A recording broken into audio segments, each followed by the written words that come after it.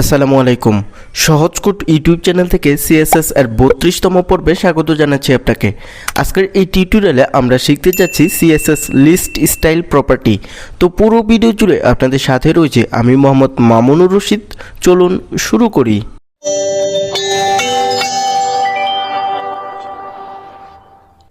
At first এটি জানা দরকার লিস্ট স্টাইল প্রপার্টি দ্বারা আমরা কি করব। তো লিস্ট স্টাইল প্রপার্টি দ্বারা আমরা HTML এর মাধ্যমে যে লিস্ট ট্যাগটি নিব সেই ট্যাগটিকে কাস্টমাইজ করতে পারবো। এবার আসি এই লিস্ট স্টাইলের রিলেটেড কয়টি প্রপার্টি রয়েছে। তো তিনটি প্রপার্টি রয়েছে, একটা হলো লিস্ট স্টাইল টাইপ, আরেকটা হলো লিস্ট স্টাইল পজিশন এবং লাস্ট হলো লিস্ট স্টাইল ইমেজ। এবার সেই লিস্ট স্টাইল টাইপ বলতে কি বুঝি? লিস্ট স্টাইল টাইপ বলতে বুঝি আমরা HTML এর মাধ্যমে যে টাইপের লিস্টটি নিব সেই টাইপের লিস্টটাকে কিভাবে কাস্টমাইজ করব এই বিষয়টি। তো আমরা জানি HTML এর ভিতরে দুই ধরনের লিস্ট রয়েছে, একটা হলো অর্ডার লিস্ট আর একটা হলো আনঅর্ডার লিস্ট। এখন আসি এই অর্ডার লিস্টকে যদি আমি কাস্টমাইজ করতে চাই তাহলে কি কি ভ্যালু রয়েছে। এর মূলত 5টি ভ্যালু রয়েছে, একটা হলো আপার আলফা, আরেকটা হলো লোয়ার আলফা, আরেকটা হলো আপার রোমান, আরেকটা হলো লোয়ার রোমান এবং লাস্ট হলো নান। এখন এই ভ্যালুগুলো ব্যবহার করলে কি ধরনের দেখতে হবে লিস্ট স্টাইলটা সেটা আমরা প্র্যাকটিক্যালি দেখব। এবার আসি আনঅর্ডার লিস্টের ক্ষেত্রে কি কি ভ্যালু রয়েছে। তো এইখানে 4টি ভ্যালু রয়েছে, একটা হলো ডিস, আরেকটা হলো সার্কেল, আরেকটা হলো স্কোয়ার এবং নান। এখন এই ভ্যালুগুলো অ্যাপ্লাই করলে লিস্ট স্টাইলের টাইপটা দেখতে কীরকম হবে এই বিষয়টি আমরা প্র্যাকটিক্যালি দেখব। তো এই লিস্ট স্টাইলের টাইপটাকে আমি কিভাবে লিখতে পারি, ঠিক এইভাবে লিখতে পারি। এখন যদি আপনি এইখানে লক্ষ্য করেন তাহলে দেখবেন আমি লিখেছি লিস্ট স্টাইল টাইপ, দেন এর ভিতরে আমি বলে দিয়েছি আপার আলফা, অর্থাৎ লিস্ট স্টাইলের টাইপটা আপার আলফা হয়ে যাবে। আশা করি এই ব্যাপারটি বুঝতে পেরেছেন। এবার আসি লিস্ট স্টাইল পজিশন বলতে কি বুঝি। তো লিস্ট স্টাইল পজিশন বলতে বুঝি আমরা যে লিস্টটি নিব সেটার পজিশনটা কোথায় হবে এই বিষয়টি। এখন এই লিস্ট স্টাইল পজিশনের দুইটি ভ্যালু রয়েছে, একটা হলো ইনসাইড আর একটা হলো আউটসাইড। তো এই লিস্ট স্টাইল পজিশনকে কিভাবে লিখতে পারি, ঠিক এইভাবে লিখতে পারি। আপনি যদি এইখানে লক্ষ্য করেন তাহলে দেখবেন আমি লিখে দিয়েছি লিস্ট স্টাইল পজিশন, দেন লিখেছি আউটসাইড। তার মানে হলো আমার লিস্ট স্টাইলটা আউটসাইড হয়ে যাবে। আশা করি এই বিষয়টিও বুঝতে পেরেছেন। এবারে সেই লিস্ট স্টাইল ইমেজ বলতে কি বুঝি। তো লিস্ট স্টাইল ইমেজ বলতে বুঝি আমরা যদি লিস্টের স্টাইলে কোনো ইমেজ ব্যবহার করতে চাই সেই বিষয়টি। এখন আপনি লিস্টের ভিতরে যে ইমেজটি ব্যবহার করবেন সেই ইমেজটি কোথায় আছে এই বিষয়টিকে বলে দেওয়ার জন্য আপনাকে ব্যবহার করতে হবে ইউআরএল। তো ইউআরএল মানে কি? ইউআরএল মানে হলো ইউনিফর্ম রিসোর্স লোকেটর। তো এই ইউআরএল এর পরে আপনাকে দিয়ে দিতে হবে একটি ফার্স্ট ব্র্যাকেট, দেন এর ভিতরে আপনাকে বলে দিতে হবে যে ইমেজটা কোথায় আছে, অর্থাৎ ইমেজের পাথ অথবা অ্যাড্রেস। এখন এই লিস্ট স্টাইল ইমেজকে কিভাবে লিখতে পারি, ঠিক এইভাবে লিখতে পারি। তো আপনি যদি এইখানে লক্ষ্য করেন তাহলে দেখবেন লিস্ট স্টাইল ইমেজ লিখেছি, দেন আমি লিখেছি ইউআরএল, ইউআরএল এর পরে আমি ফার্স্ট ব্র্যাকেট দিয়েছি, দেন আমি এই ফার্স্ট ব্র্যাকেটের ভিতরে লিখেছি icon slash indicator dot PNG. তো এইখানে এই আইকন মানে কি? আইকন মানে হলো আমার আইকন নামে যে ফোল্ডারটি আছে এই ফোল্ডারের ভিতরে রয়েছে। তো কি নামে ইমেজটি রয়েছে? ইন্ডিকেটর ডট পিএনজি নামে রয়েছে। আশা করি এই পুরো ব্যাপারটি বুঝতে পেরেছেন। এবার চলুন এই বিষয়টি একটু প্র্যাকটিক্যালি করে দেখি, তাহলে বিষয়টি বুঝতে আরেকটু সুবিধা হবে। অ্যাট ফার্স্ট সাবলাইম টেক্সট এডিটরে চলে গেলাম, দেন HTML এর যে বেসিক সিনট্যাক্স আছে সেটিকে এইখানে লিখে ফেলেছি। এখন এই টাইটেল ট্যাগের ভিতরে আমি লিখে দিয়েছি লিস্ট স্টাইল। এবার যদি আপনি বডি সেকশনে লক্ষ্য করেন তাহলে দেখবেন এইখানে আমি একটি অর্ডার লিস্ট নিয়েছি, দেন এর নিচে আমি আরেকটি আনঅর্ডার লিস্ট নিয়েছি। এখন কিভাবে অর্ডার লিস্ট এবং আনঅর্ডার লিস্ট নিতে হবে এই বিষয়টি যদি জেনে না থাকেন তাহলে চলে যান আমার HTML প্লেলিস্টে এবং সেইখান থেকে লিস্ট ট্যাগটি দেখে নিন। এবার এই অর্ডার লিস্ট এবং আনঅর্ডার লিস্টকে সিলেক্ট করার জন্য এইখানে আমি স্টাইল ট্যাগটি নিয়েছি। তো এই স্টাইল ট্যাগের ভিতরে আমি অর্ডার লিস্টকে সিলেক্ট করেছি এবং নিচে আনঅর্ডার লিস্টকে সিলেক্ট করেছি, কিন্তু এই অর্ডার লিস্ট এবং আনঅর্ডার লিস্টের কোনো ভ্যালু দেইনি। এবার এই ফাইলটাকে সেভ করি। এখন এইখানে লিখে ফেললাম লিস্ট স্টাইল ডট HTML। এবার এই সেভ বাটনে ক্লিক করি। এখন ব্রাউজারে চলে যাই, দেখেন এইখানে চলে এসেছে। এবার যদি আপনি এইখানে লক্ষ্য করেন তাহলে দেখবেন উপর যে লিস্টটা আছে সেটি কিন্তু অর্ডার লিস্ট আকারে চলে এসেছে, কেননা এখানে 1 2 3 4 একটি সিকোয়েন্স রয়েছে। অপরপক্ষে যদি আপনি নিচের যে লিস্টে আছে সেটির দিকে লক্ষ্য করেন তাহলে দেখবেন এটি কিন্তু আনঅর্ডার লিস্ট অনুযায়ী চলে এসেছে, কেননা এইখানে কোনো সিকোয়েন্স নেই। আশা করি এই ব্যাপারটি বুঝতে পেরেছেন।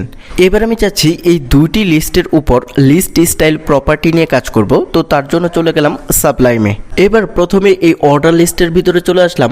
এইখানে আমি লিখে ফেললাম লিস্ট স্টাইল টাইপ। এবার আমাকে বলে দিতে হবে এই যে অর্ডার লিস্টটা নিলাম সেই অর্ডার লিস্টের টাইপটা কি ধরনের হবে। তো সেই জন্য এইখানে আমি লিখে ফেললাম আপার আলফা। তো এই আপার আলফা মানে কি? আপার আলফা মানে হলো বড় হাতের ABCD এগুলো চলে আসবে। তো এবার এই ফাইলটাকে সেভ করি, সেভ করে ব্রাউজারে চলে যাই। দেখেন এইখানে চলে এসেছে। এবার যদি আপনি এইখানে লক্ষ্য করেন তাহলে দেখবেন এইখানে কিন্তু ABCD চলে এসেছে। আশা করি এই ব্যাপারটি বুঝতে পেরেছেন। এবার আমি যাচ্ছি লোয়ার যে আলফা আছে সেটি ব্যবহার করব। তো তার জন্য চলে গেলাম সাবলাইমে। এবার এই আপারের জায়গায় আমি লিখে দিলাম লোয়ার। এখন এই ফাইলটাকে সেভ করি, সেভ করে ব্রাউজারে চলে যাই। দেখেন এইখানে চলে এসেছে। এবার যদি আপনি এইখানে ABCD এইখানে লক্ষ্য করেন তাহলে দেখবেন এগুলো কিন্তু ছোট হাতের বা স্মল লেটার চলে এসেছে। আশা করি এই ব্যাপারটি বুঝতে পেরেছেন। এবার আমি চাচ্ছি আপার রোমান নামে যে ভ্যালুটি আছে সেটি ব্যবহার করব। তো তার জন্য চলে গেলাম সাবলাইমে। এবার এই লোয়ার আলফাকে আমি তুলে দিলাম, দেন এইখানে লিখে ফেললাম আপার রোমান। এবার এই ফাইলটাকে সেভ করি, সেভ করে ব্রাউজারে চলে যাই। দেখেন এইখানে চলে এসেছে। এবার যদি আপনি এইখানে লক্ষ্য করেন তাহলে দেখবেন এইখানে কিন্তু আপার রোমান সংখ্যা চলে এসেছে। তো আসার কারণ কি? কারণ হলো আমি এইখানে আপার রোমান ব্যবহার করেছি। এবার আমি চাচ্ছি লোয়ার রোমান নামে যে ভ্যালুটি রয়েছে সেটি ব্যবহার করব। তো তার জন্য চলে গেলাম সাবলাইমে। এখন এই আপারের জায়গায় আমি লিখে দিলাম লোয়ার।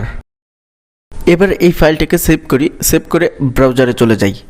দেখেন এইখানে চলে এসেছে। এবার যদি আপনি এইখানে লক্ষ্য করেন তাহলে কিন্তু এই রোমান সংখ্যাগুলো কিন্তু ছোট হাতের বা স্মল লেটারের হয়ে গেছে। আশা করি এই ব্যাপারটি বুঝতে পেরেছেন। এবার আমি চাচ্ছি নান নামে যে ভ্যালুটি আছে সেটি ব্যবহার করব। তো তার জন্য চলে গেলাম সাবলাইমে। এবার এই লোয়ার রোমান এই লেখাটি তুলে দিলাম। এখন এইখানে লিখে ফেললাম নান।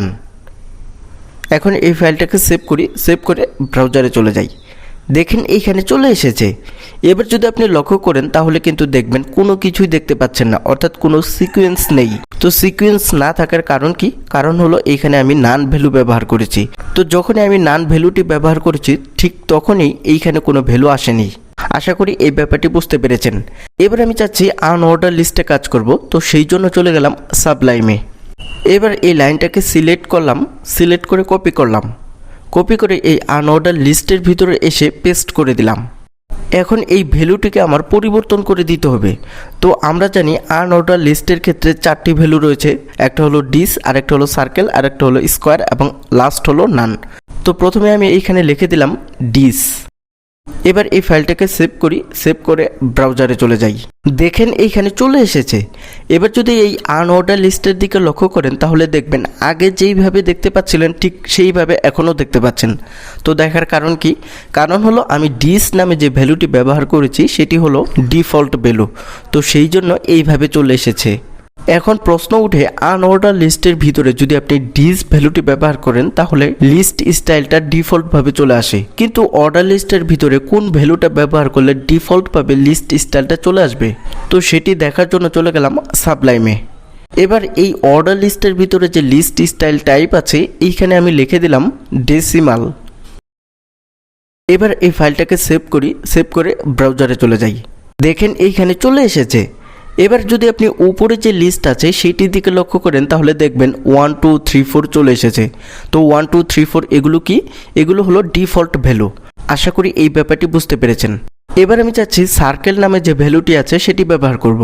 তো তার জন্য চলে গেলাম সাবলাইমে। এবার এই ডিসের জায়গায় লিখে দিলাম সার্কেল।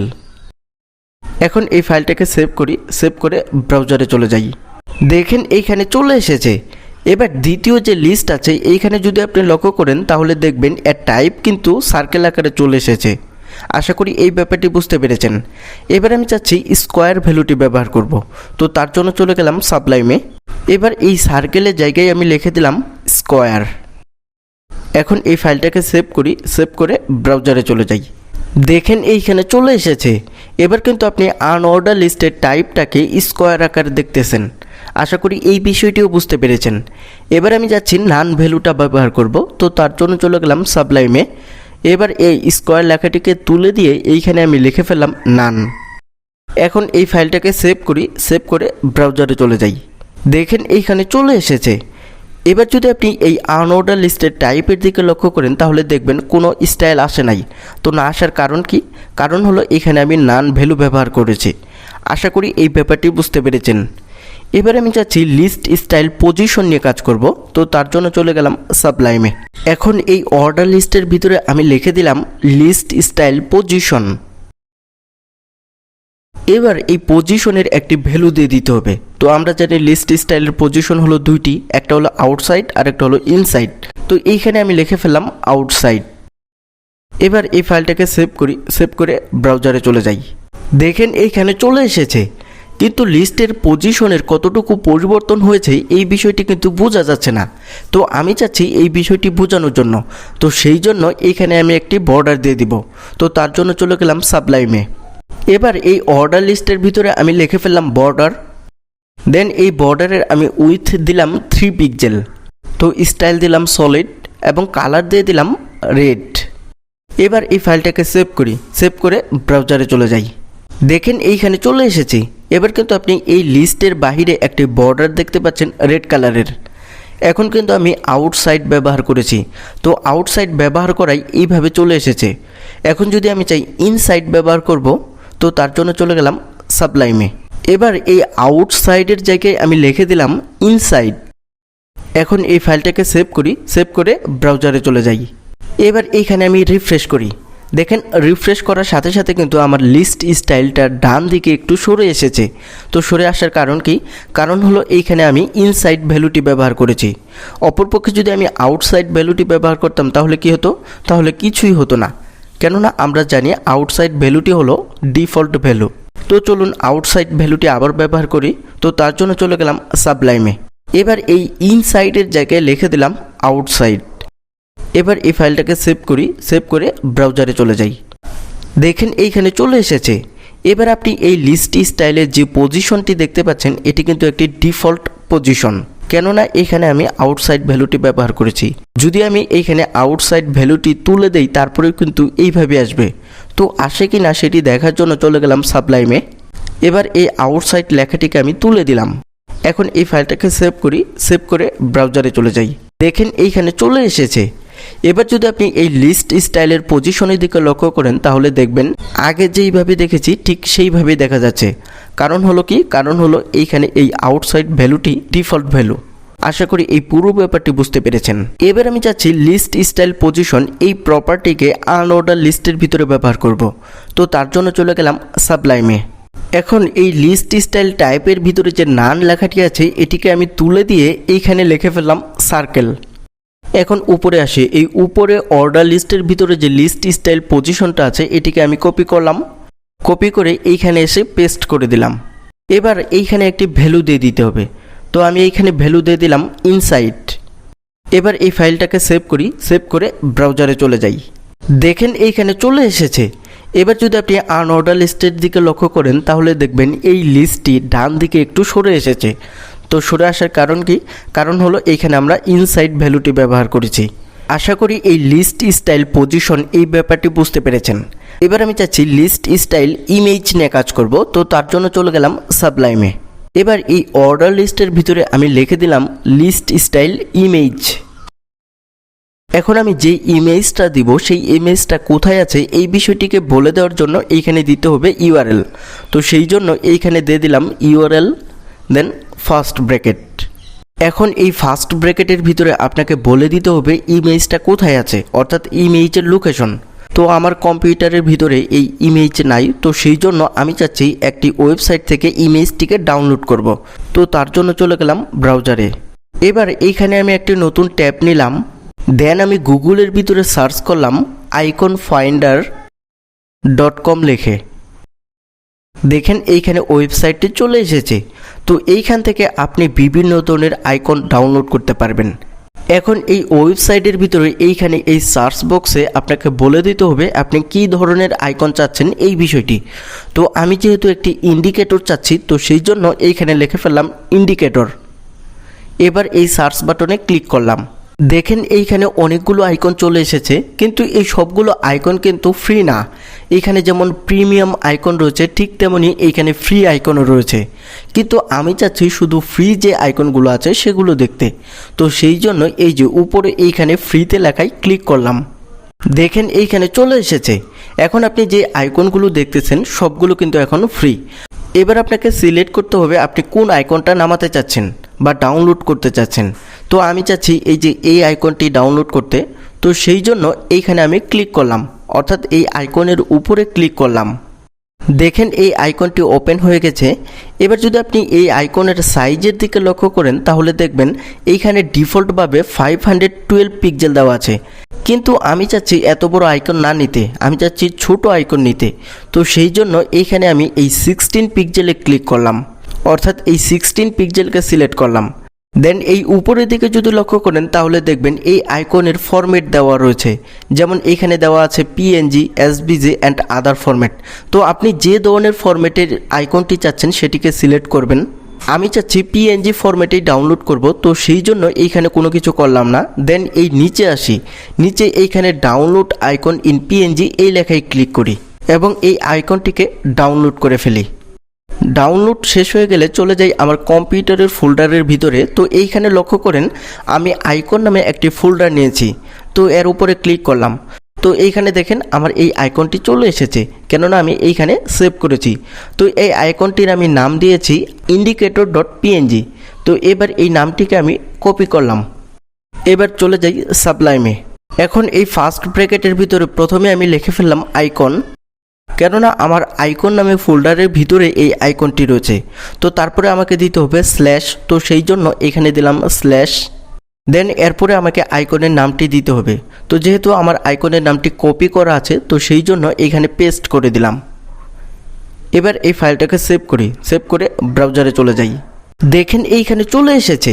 এবার যদি আপনি এইখানে লক্ষ্য করেন তাহলে দেখবেন এই লিস্টের স্টাইল হিসেবে কিন্তু এখন ইমেজ এসেছে। তো ইমেজ আসার কারণ কি? কারণ হলো এখানে আমরা ইমেজ ব্যবহার করেছি। আশা করি এই ব্যাপারটি বুঝতে পেরেছেন। এবার আমি চাচ্ছি এই দ্বিতীয় যে আনঅর্ডার লিস্ট আছে এইখানেও এই ইমেজ ব্যবহার করব। তো সেটি কিভাবে করতে পারি? তো তার জন্য চলে গেলাম সাবলাইমে। এবার এইটুকুকে আমি কপি করলাম, কপি করে এই আনঅর্ডার লিস্টের ভিতরে এসে পেস্ট করে দিলাম।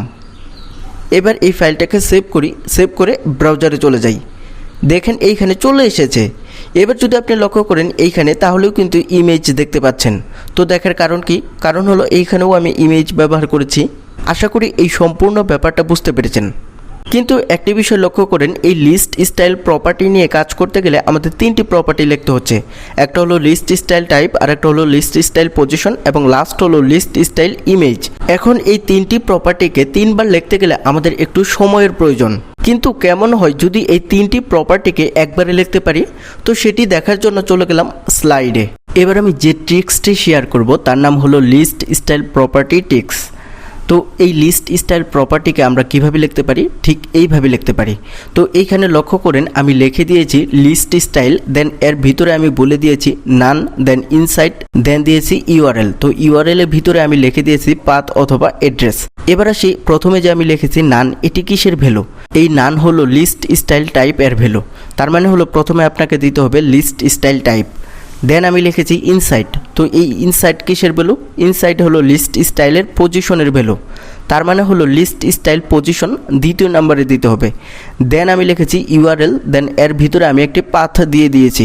তো এটি কিসের ভ্যালু? এটি হলো লিস্ট স্টাইল ইমেজের ভ্যালু। আশা করি এই পুরো ব্যাপারটি বুঝতে পেরেছেন। এবার চলুন প্র্যাকটিক্যালি এই বিষয়টি করে দেখি। তো তার জন্য চলে যাই সাবলাইমে। এবার এই অর্ডার লিস্টের ভিতরে আমি সিম্পলি লিখে ফেললাম লিস্ট স্টাইল। দেন আমাকে বলে দিতে হবে লিস্ট স্টাইলের টাইপ কী হবে। তো আমি চাচ্ছি কোনো ধরনের স্টাইল আসবে না, তো সেই জন্য এইখানে লিখে ফেললাম নান। দেন আমাকে বলে দিতে হবে পজিশন কী হবে। তো আমি পজিশন হিসেবে এইখানে লিখে দিলাম ইনসাইড। এখন এই ইনসাইডের পরে আমাকে দিয়ে দিতে হবে লিস্ট স্টাইল ইমেজ। তো আমি এই উপরের এইটুকুকে আমি কপি করলাম, কপি করে এইখানে পেস্ট করে দিলাম। এবার এই উপরে যতগুলো প্রপার্টি আছে আমি সবগুলোকে তুলে দিলাম। এখন এই ফাইলটাকে সেভ করি, সেভ করে ব্রাউজারে চলে যাই। দেখেন এইখানে চলে এসেছে। আশা করি কীভাবে শর্ট হ্যান্ড ব্যবহার করতে হবে এই বিষয়টিও বুঝতে পেরেছেন। তো আজকের পর্বটি এখানেই শেষ করব। তবে যাওয়ার আগে একটি কথা, আপনি লাইক, কমেন্ট, শেয়ার এবং সাবস্ক্রাইব করে আমাকে পরবর্তী পর্ব বানাতে ইন্সপায়ার করবেন, সেই প্রত্যাশায় শেষ করছি। আল্লাহ হাফেজ।